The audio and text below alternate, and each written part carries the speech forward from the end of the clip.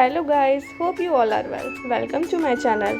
मैं आपके लिए क्लास 12 का बिजनेस स्टडीज़ का चैप्टर फर्स्ट लेके आई हूँ, nature and significance of management, जिसका पार्ट फर्स्ट हम ऑलरेडी कवर कर चुके हैं। ये पार्ट सेकंड है जिसमें हम ऑब्जेक्टिव्स, इम्पोर्टेंस और लेवल ऑफ मैनेजमेंट पढ़ेंगे।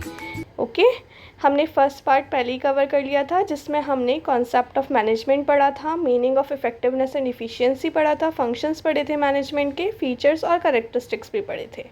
ओके, अगर आप लोगों ने फर्स्ट वीडियो नहीं देखी है तो उसका लिंक मैं डिस्क्रिप्शन में दे रही हूँ, पहले जाकर वाली वीडियो देख लीजिए जिससे कि आपको आगे का और अच्छे से समझ में आए।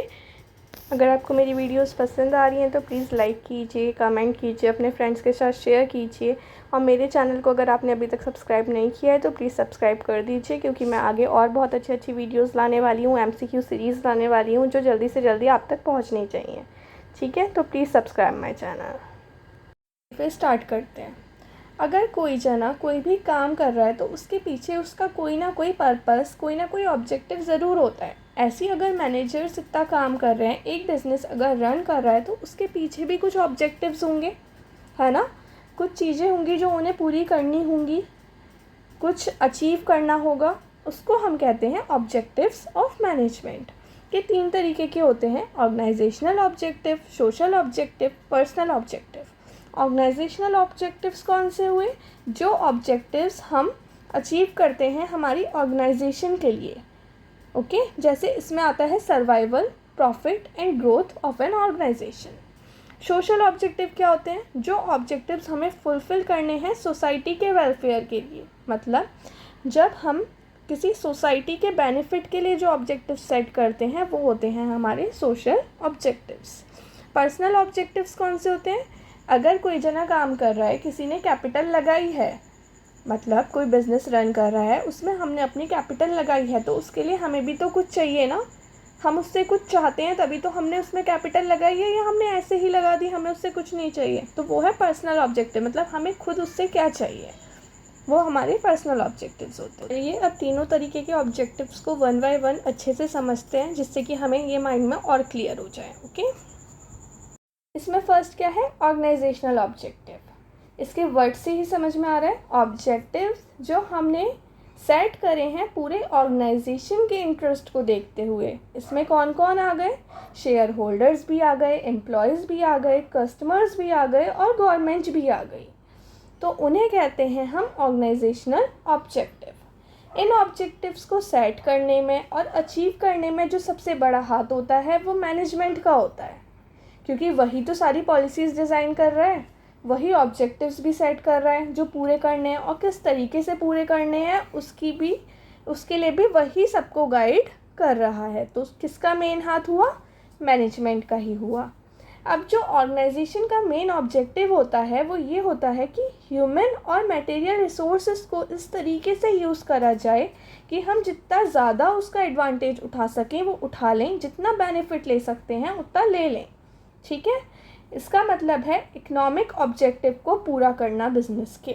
ठीक है, इकोनॉमिक ऑब्जेक्टिव्स में क्या क्या आ जाता है? सर्वाइवल आता है, प्रॉफिट आता है, ग्रोथ आता है। जैसे कि आपको स्क्रीन में दिख रहा है, सर्वाइवल मतलब ये एक बेसिक ऑब्जेक्टिव है। In order to survive an organisation must earn enough revenue to cover cost. मतलब किसी ऑर्गेनाइजेशन को इतना तो कम से कम कमाना ही पड़ेगा कि उसकी सारी जो कॉस्ट है वो कवर हो जाए। मतलब जितना उसका खर्चा हो रहा है उतना तो वो अर्न कर ही ले। माना कि हमने एक वाटर बॉटल मैन्युफैक्चर करी, जिस वाटर बॉटल में हमारी जो कॉस्ट लगी, मतलब सारी चीज़ों से लेकर, लेबर से लेकर रॉ मटेरियल जो यूज़ हुआ, जो इलेक्ट्रिसिटी उसे बनाने के लिए यूज़ हुई, उस सब को लेकर एक वाटर बॉटल की कॉस्ट हमें 100 रुपीज़ पड़ रही है। ठीक है, अब वो बॉटल सेल होके हमें कम से कम 100 रुपीज़ तो दे ही दे, जिससे कि हमारी जो कॉस्ट है वो आराम से कवर हो जाए और हम मार्केट में सर्वाइव कर सकें। ये क्या हुआ? सर्वाइवल। अब आया प्रॉफिट। प्रॉफिट क्या है?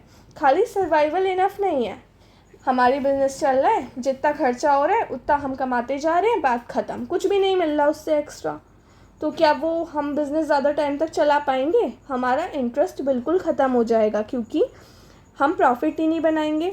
और अगर बाई चांस किसी समय हमारा लॉस हो गया तो हमारे पास उस लॉस को कवर करने के लिए भी कुछ अमाउंट नहीं होगा। और अगर हम चाहें कि हम थोड़ा सा अपने बिज़नेस को और ग्रो करें, कुछ नई उसमें चीज़ें ऐड करें, तो हम वो भी नहीं कर सकते क्योंकि हमारे पास एक्स्ट्रा बिल्कुल भी मनी है ही नहीं। इस वजह से प्रॉफिट भी बहुत ज़्यादा ज़रूरी होता है। प्रॉफिट को हम रिवॉर्ड फॉर रिस्क टेकिंग भी कहा जाता है। अगर कोई बिजनेसमैन कोई रिस्क ले रहा है अपना कैपिटल कंट्रीब्यूट करके, तो वो ये भी चाहता है कि उसको रिवॉर्ड के रूप में भी कुछ मिले, तो प्रॉफिट उसका काम भी करता है। नेक्स्ट आया हमारा growth. Growth refers to the development and expansion of the business. मतलब अगर कोई बिज़नेस चल रहा है तो उसका कुछ डेवलपमेंट भी हो, कुछ एक्सपेंड भी करे। और वो किस तरीके से मेज़र करा जा सकता है ग्रोथ, कि उसकी सेल्स वॉल्यूम इंक्रीज़ हो रही है, उसमें नंबर ऑफ़ एम्प्लॉयज़ बढ़ रहे हैं, उन्होंने प्रोडक्ट्स भी ऐड कर दिए, कैपिटल इन्वेस्टमेंट इंक्रीज़ हो रही है। ये सब इस तरीके से ग्रोथ को मेज़र करा जाता है। अब देखिए ग्रोथ ज़रूरी क्यों है। सर्वाइवल भी हो रहा है, प्रॉफिट भी हो रहा है, नॉर्मली कोई बिज़नेस चल रहा है, ठीक है। बट अगर कोई बिज़नेस लॉन्ग रन में चल रहा है तो हर जने की इच्छा होती है कि उसको थोड़ा सा ग्रो करें, है ना, उस बिज़नेस को एक्सपेंड करें, कुछ प्रोडक्ट्स और ज़्यादा हम लेकर आएँ अपने उसमें, जिससे कि हमारी बिज़नेस ग्रो करे। जैसे पहले पतंजलि खाली मेडिसिन्स बनाती थी, अब वो हर चीज़ बना रही है। आप कोई भी चीज़ देख लो, वो पतंजलि ब्रांड की आपको मिल जाएगी, चाहे वो आपका खाने पीने के बिस्किट्स क्यों ना हो, जूस क्यों ना हो, सब कुछ मिलता है अब। तो उन्होंने क्या करा, अपने बिज़नेस को ग्रो करा, है ना। इसे कहते हैं ग्रोथ। ये भी एक बहुत बड़ा ऑब्जेक्टिव होता है हमारी ऑर्गेनाइजेशन का। ओके, हमारे ऑर्गेनाइजेशनल ऑब्जेक्टिव्स यहाँ कंप्लीट होते हैं। अब हम पढ़ेंगे हमारे सोशल ऑब्जेक्टिव्स। सोशल ऑब्जेक्टिव्स कौन से होते हैं? These are the objectives which is related to the creation of benefit for society। मतलब जो क्रिएट करे गए हैं जिससे कि हम सोसाइटी का भी कुछ बेनिफिट कर सकें, एक तरीके से कह सकते हैं सोशल वेलफेयर के लिए। फॉर एग्ज़ाम्पल इसमें क्या क्या आता है? एनवायरनमेंट फ्रेंडली मटेरियल को यूज़ करना, एम्प्लॉयमेंट अपॉर्चुनिटीज़ प्रोवाइड करना उन लोगों को जिनको नहीं मिल पाती है, डिसएडवांटेज सेक्शन जो है सोसाइटी के, उन लोगों को एम्प्लॉयमेंट अपॉर्चुनिटीज़ देना। प्लांटिंग ट्रीज़ आ गया। डोनेशंस प्रोवाइड करना, जैसे कि कुछ कंपनीज सोच लेती हैं कि हम लोग अपने प्रॉफिट का इतना परसेंट कहीं पे कंट्रीब्यूट करेंगे, कहीं पे डोनेट करेंगे, जैसे कि चाइल्ड एजुकेशन के लिए डोनेट करेंगे। तो वो सब हमारे क्या होते हैं? Social objectives. अब आता है पर्सनल ऑब्जेक्टिव्स। पर्सनल ऑब्जेक्टिव्स क्या है? All the persons who are working in an organisation, सारे लोग जो ऑर्गेनाइजेशन में काम कर रहे हैं, और we can say who are the part of an organisation, और हम ये भी कह सकते हैं कि जो ऑर्गेनाइजेशन का पार्ट है, are there to satisfy their different type of needs. वो वहाँ पे क्यों है? अपनी अलग अलग तरीके की नीड्स को सेटिस्फाई करने के लिए, जैसे कि फाइनेंशियल नीड्स हैं, सोशल नीड्स हैं, हायर लेवल नीड्स हैं, ठीक है। अब ये नीड्स क्या हैं? फाइनेंशियल नीड्स हो गई, मतलब कॉम्पिटिटिव सैलरी, मतलब उन्हें अच्छी सैलरी मिले, उन्हें कमीशन मिले, टाइम टू टाइम उन्हें कुछ बेनिफिट्स मिलें, ये क्या हो गई? Financial needs. Next I social needs. Social needs मतलब उनकी अपनी एक पहचान बने, ठीक। हायर लेवल नीड्स में आ गई उनकी पर्सनल ग्रोथ और डेवलपमेंट। ये सब क्या होते हैं? ये सब होते हैं पर्सनल ऑब्जेक्टिव्स। यहाँ पे हमारे ऑब्जेक्टिव्स ऑफ मैनेजमेंट कंप्लीट हो गए। अब हम इम्पोर्टेंस ऑफ मैनेजमेंट पढ़ेंगे। इम्पोर्टेंस ऑफ मैनेजमेंट मतलब मैनेजमेंट की नीड क्यों है, मैनेजमेंट क्या क्या रोल प्ले करता है। तो इसका में फर्स्ट है management helps in achieving group goals. Management किसी एक जने के लिए काम नहीं कर रहा है, ये नहीं कि वो बस अपने आप को सेटिस्फाई कर रहा है। मैनेजमेंट वर्क करता है कि वो पूरे ऑर्गेनाइजेशन के जो गोल्स हैं उनको अचीव कर पाए। तो जो मैनेजर का टास्क होता है वो ये होता है कि सारे जो इंडिविजुअल हैं, जितने भी लोग काम कर रहे हैं, उन सब के काम को एक कॉमन डायरेक्शन दिखाना, जिससे कि जो ओवरऑल गोल है ऑर्गेनाइजेशन का वो अचीव हो सके। ओके, नेक्स्ट है इंक्रीज इफ़िशियंसी। इफ़िशियंसी मतलब हमने पढ़ा था, इफ़िशियंसी मतलब गोल को अचीव करना विथ मिनिमम कॉस्ट, मतलब हमारा गोल भी अचीव हो और कॉस्ट भी बहुत कम लगे। तो जो मैनेजर का मेन एम होता है वो ये होता है कि वो कॉस्ट को रिड्यूस करे और प्रोडक्टिविटी को इंक्रीज़ करे। इस तरीके से planning, organising, staffing, directing, controlling करे कि जो कॉस्ट है हमारी किसी चीज़ को मैन्युफैक्चर करने में वो कम से कम लगे और हमें आउटपुट ज़्यादा से ज़्यादा गेन हो। Next, creates a dynamic organisation. जैसे कि हमारा इन्वायरमेंट डायनामिक होता है, हमें पता है बिजनेस इन्वायरमेंट डायनामिक होता है, मतलब चेंजिंग होता है, keeps on changing, her time वो चेंज करता रहता है, कभी भी एक जैसा नहीं रहता। तो उसके लिए ऑर्गेनाइजेशन को भी ज़रूरत होती है कि वो अपनी पॉलिसीज़ को, अपने वर्क को उन चेंजेस के हिसाब से चेंज करे, जिससे कि वो एक अच्छी पोजीशन पर स्टैंड कर सके। तो मैनेजमेंट इस बात में हेल्प करता है कि एक डायनामिक ऑर्गेनाइजेशन क्रिएट हो, मतलब जो टाइम टू टाइम चेंज होती रहे, वहाँ के जो लोग हैं वो नई नई पॉलिसीज़ को अडेप्ट कर पाएँ, चेंजेस को अडेप्ट कर पाएँ, उस तरीके से वर्क कर पाएँ जिस तरीके से इस समय इन्वायरमेंट चल रहा है। नेक्स्ट है helps in achieving personal objective. अब जो मैनेजर का वर्क है वो ये है कि वो अपनी टीम मेंबर्स को, एम्प्लॉयज़ को इस तरीके से मोटिवेट करते हैं कि वो इस तरीके से काम करें कि उनके जो पर्सनल गोल्स हैं वो भी पूरे हो जाएं और ओवरऑल ऑर्गेनाइजेशनल ऑब्जेक्टिव को भी वो अचीव कर लें। मतलब इस तरीके से काम करें कि वो खुद भी सेटिस्फाइड रहें और ऑर्गेनाइजेशन का भी सब अच्छा हो। ओके, नेक्स्ट आया management helps in the development of society. Management मदद करता है सोसाइटी के डेवलपमेंट में भी। हमने पढ़ा था कि सोशल ऑब्जेक्टिव्स भी होते हैं, ये वही है। मैनेजमेंट हेल्प करता है सोसाइटी के डेवलपमेंट में। किस तरीके से करता है?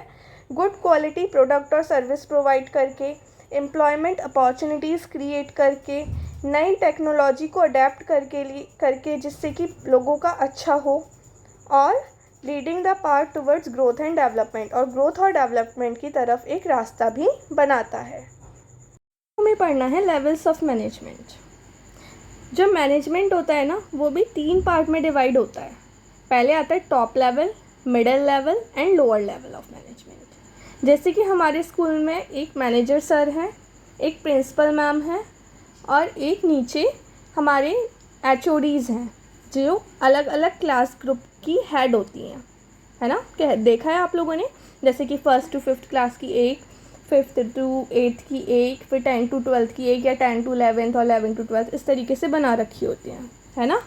तो जो हमारे मैनेजर सर हैं वो आ गए टॉप लेवल में, जो प्रिंसिपल मैम है वो आ गई मिडिल लेवल में, और जो HODs हैं ना वो आ गई लोअर लेवल ऑफ मैनेजमेंट में। ऐसे आपको अच्छे से क्लियर हो गए होंगे तीनों। अब जो ऑर्गेनाइजेशन होती है उसमें कैसे ये काम करता है? जो टॉप लेवल मैनेजमेंट है उसमें आते हैं managing director, president, vice president, chairman, CEO, CMO। ऐसे ही जो मिडिल लेवल मैनेजमेंट है उसमें आते हैं प्रोडक्शन मैनेजर हो गए, मार्केटिंग मैनेजर हो गए, फाइनेंस मैनेजर हो गए, ह्यूमन रिसोर्स मैनेजर हो गए। और लोअर लेवल ऑफ मैनेजमेंट में कौन आते हैं? सुपरवाइजर्स या और ऑफिस मैनेजर। समझ में आया? इसको और अच्छे से समझने के लिए हम तीनों के अलग अलग फंक्शंस पढ़ेंगे, उससे आपको सब कुछ अच्छे से क्लियर हो जाएगा। अब हम पढ़ेंगे functions of top level management. Function मतलब टॉप लेवल मैनेजमेंट क्या क्या काम करता है, क्या क्या उसकी रिस्पॉन्सिबिलिटीज़ हैं, वो अब हम यहाँ पे पढ़ेंगे।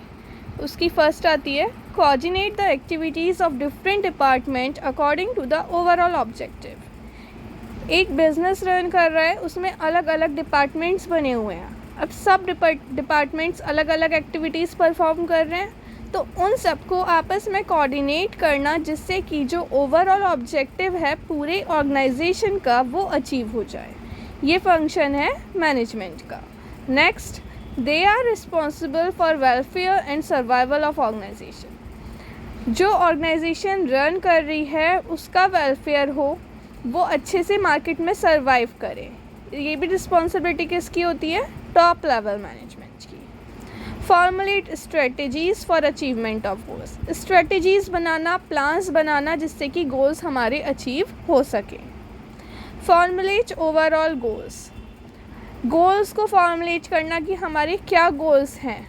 हम गोल्स तभी तो अचीव करेंगे जब हमें पहले ये पता होगा कि हमारे गोल्स हैं क्या। Okay, then management is responsible for all the activities of the business. जो टॉप लेवल मैनेजमेंट है वो रिस्पॉन्सिबल होता है बिज़नेस की सारी एक्टिविटीज़ के लिए, क्योंकि वो सबसे टॉप लेवल पर है ना। तो मतलब एक वो सबसे बड़ा जो ना हो गया जैसे आपकी फैमिली में जो सबसे बड़ा इंसान होता है वही तो रिस्पॉन्सिबल होता है ना आपकी फैमिली की हर चीज़ के लिए, उसी तरीके से।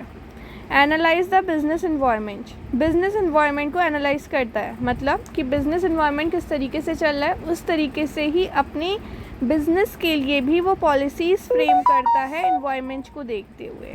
ओके, अब हम पढ़ेंगे functions of middle level management. Middle level management क्या क्या करता है, क्या फंक्शंस परफॉर्म करता है। फर्स्ट है मोटिवेटिंग द एम्प्लॉयज़ को मोटिवेट करना जिससे कि वो हार्ड वर्क करें, अच्छे से वर्क करें, जिससे कि हमारे जो ऑब्जेक्टिव्स हैं वो इजीली अचीव हो पाएँ।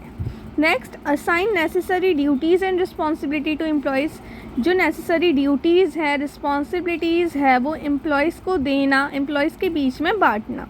Next, carry out the plan formulated by the top management ने जो प्लान बनाया है उसको कैरी आउट करना, उसको आगे बढ़ाना, सब तक पहुंचाना। Next, ensure that the department has necessary personal, अब हर डिपार्टमेंट में अलग अलग तरीके की लोगों की ज़रूरत होती है अलग अलग काम को करने के लिए, तो डिपार्टमेंट ये भी इंश्योर करता है कि उनके डिपार्टमेंट में जिस काम के लिए लोगों की ज़रूरत है, एम्प्लॉयज़ की ज़रूरत है, वो वहाँ पे अवेलेबल हैं या नहीं हैं।